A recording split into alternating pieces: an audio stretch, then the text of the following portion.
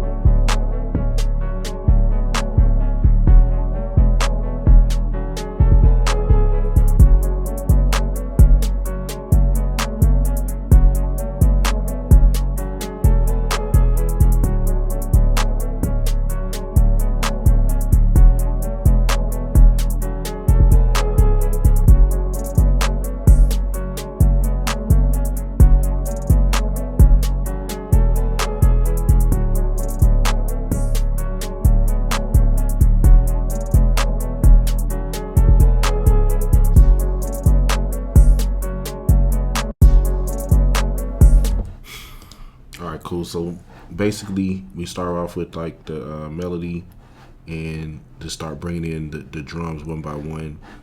Since it's just a sample, it's not that hard to do. But now I'm going to go ahead and bring in the vocals. Like I have this vocal sample right here.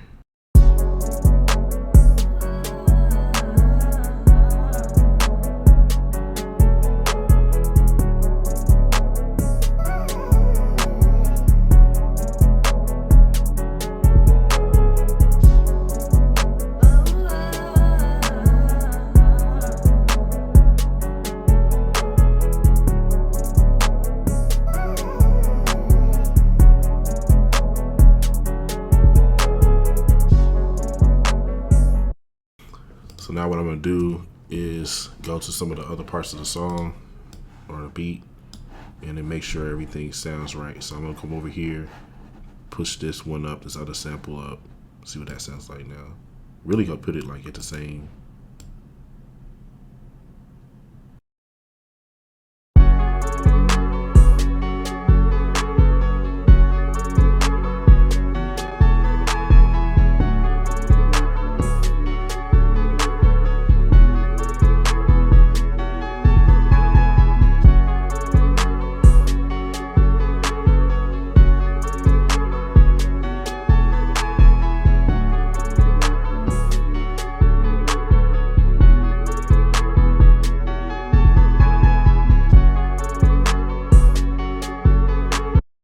Alright, so that sounds pretty good.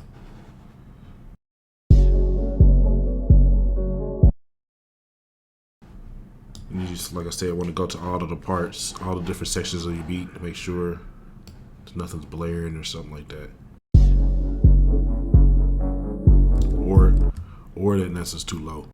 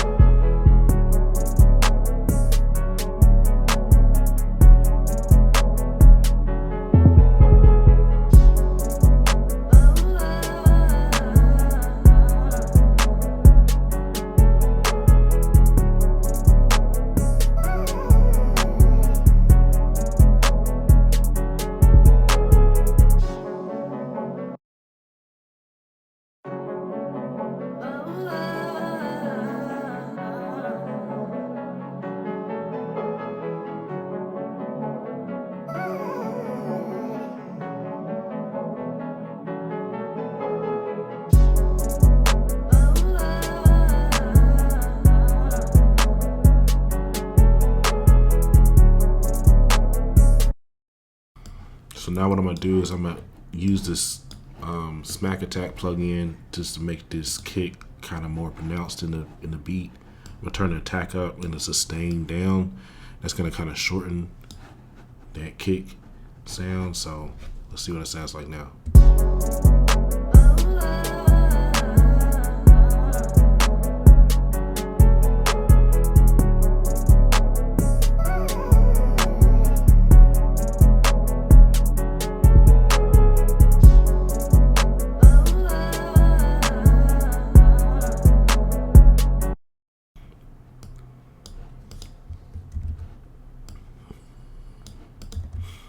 I'm just gonna like take this and extend this over. For some reason, I don't know why, but some of these kicks are sounding different, although they should be the same. Let's see.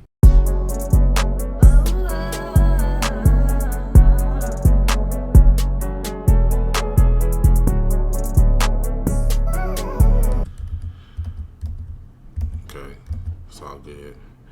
Just this 808 is super like gritty.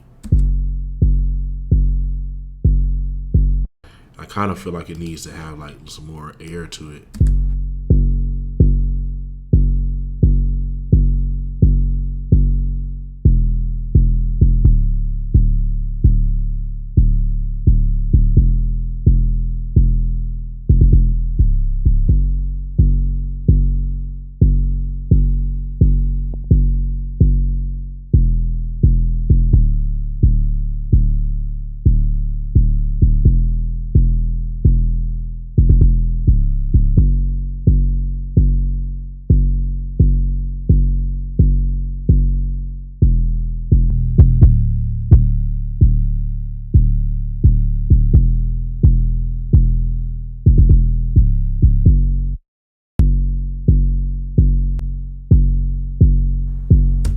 So this is a slight little difference here by adding this R bass on here.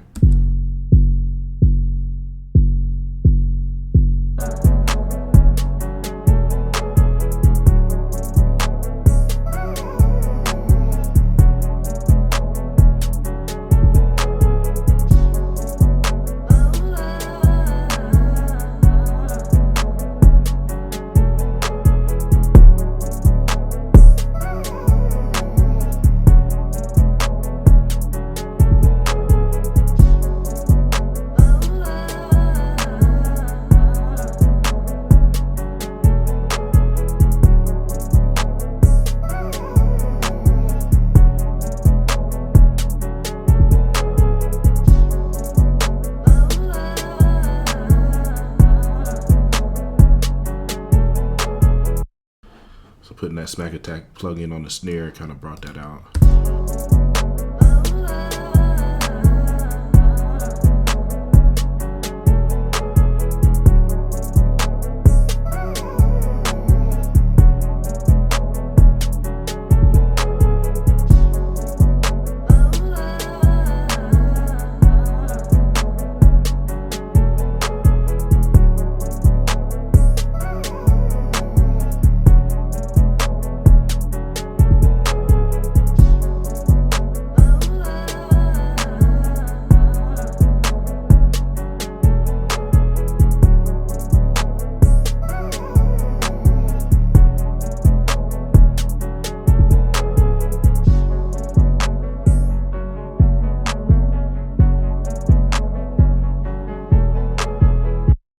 So I like to spread out certain elements in the percussion just to kind of add like a little bit of a stereo image. So, and then like say if you had like not just like one little sample part, you had like a bunch of different instruments, you can kind of play around with the panning on that.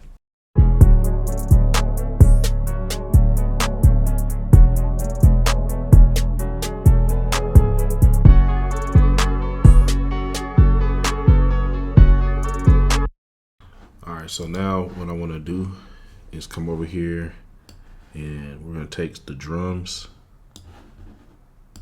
and we're going to bust those over here to an auxiliary track, and then we're going to take the melody, do the same thing. And what I like to do with that is just literally use these to turn the volume down to create some headroom.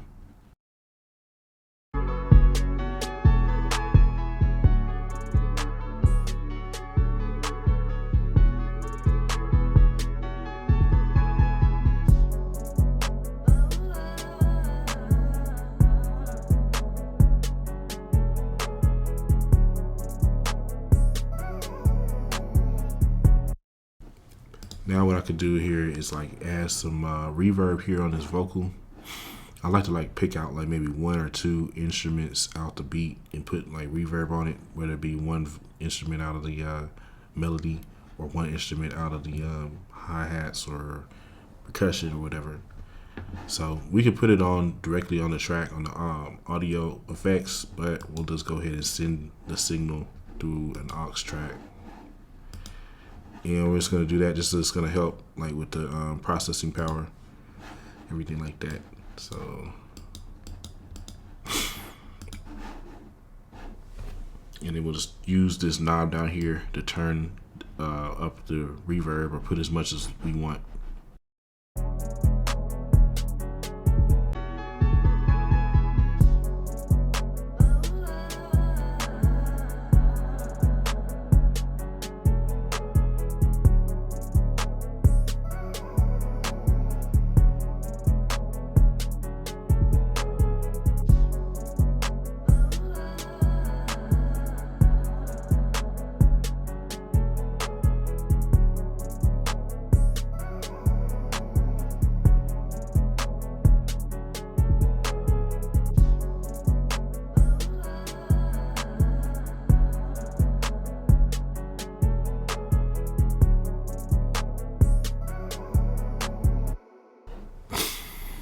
Cool. So that's that. I'm gonna turn the reverb just a little bit down, just a little bit more.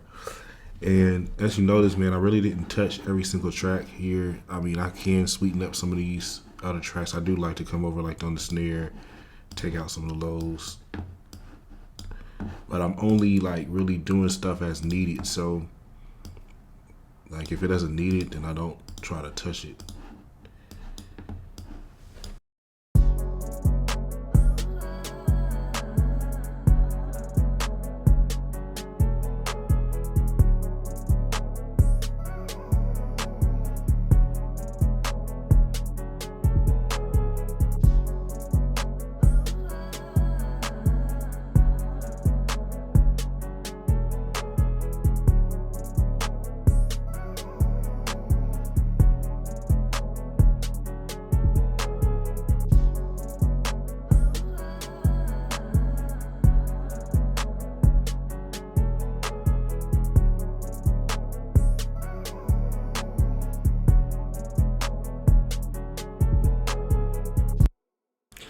Now what I'm gonna do is want to listen to the beat like in different environments. You can also use a plugin to do that. So there's this plugin. There's a lot of different plugins, but there's this plugin called NX Ocean Way Nashville, and basically it's gonna emulate being in a big boy studio. You can just kind of use that to A/B the mix.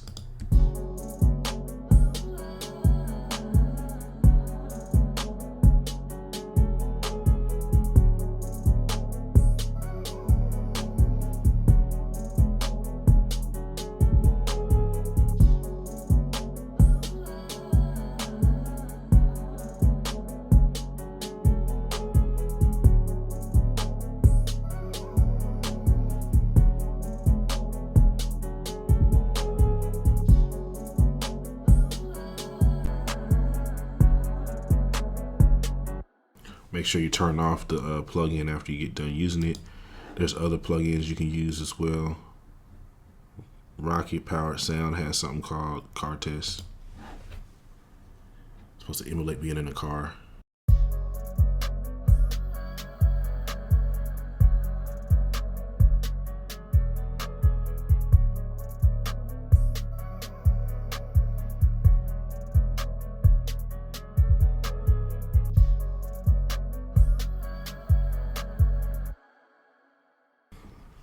And of course, you want to make sure that you always are saving your project as you go. So that's what I'm going to do on this beat. Make sure I save it real quick.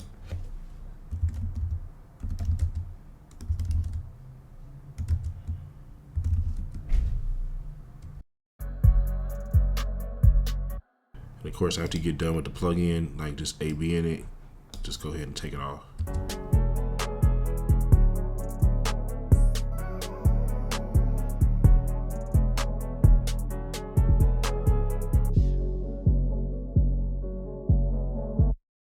And I pretty much just try to keep things simple. Only add reverb or plugins when needed.